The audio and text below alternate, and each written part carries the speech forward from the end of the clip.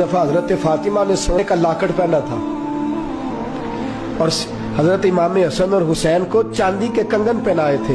हुजूर की आदत थी, सफर पे जाते थे तो सबसे आखिर में हजरत फातिमा से मिलते, वापस आते तो सबसे पहले हजरत फातिमा से मिलते।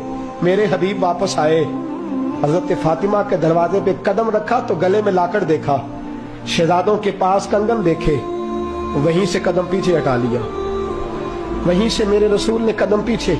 हजरत फातिमा हिचकियां लेकर रोने लगी। हजरत अली घर आए तो कहा, फातिमा क्या हुआ? कहा, अली पता कोई नहीं, हुजूर आए हैं तो लौट गए हैं, मैं बड़ी परेशान हूं, पता करो, जिंदगी में कभी ऐसा नहीं हुआ, मेरे रसूल ही मुझसे नाराज हो गए सल्लल्लाहु अलैहि। जाओ मालूम। हजरत अली कहते हैं मस्जिद में गया तो नबी पाक भी रो रहे थे।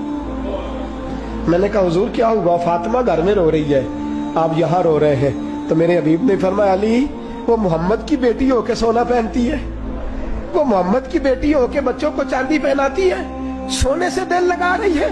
फरमाया, अगर फातिमा सोना पहनेगी तो मेरी उम्मत की गरीब बेटियां क्या करेंगी?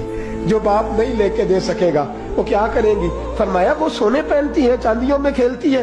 कहा, हुजूर मुझे माले गनीमत से कुछ हिस्सा आया था तो मैंने तो पहली दफा लेके दिया। फरमाया, बात अलग है, लेकिन फातिमा को इजाजत नहीं, अगरचे जायज पैसों का है, फातिमा को इजाजत नहीं, उसने जोहद करना है। सैयदा जाहिदा तैयबा ताहिरा, उसने जोहद कमाना है। शेर खुदा करमल्लाहु तआला वजहुल करीम फरमाते, मैं गया, फातिमा को बात सुनाई तो उन्होंने उतार के दिया हर चीज का, जा मदीने के गरीबों में बांट दे, असहाबे सुफ़ा में खैरात कर दे। कहते हैं हुजूर वापस आए तो सैयदा फातिमा दौड़ के सीने से लग गई, रो के आंसू बहाए।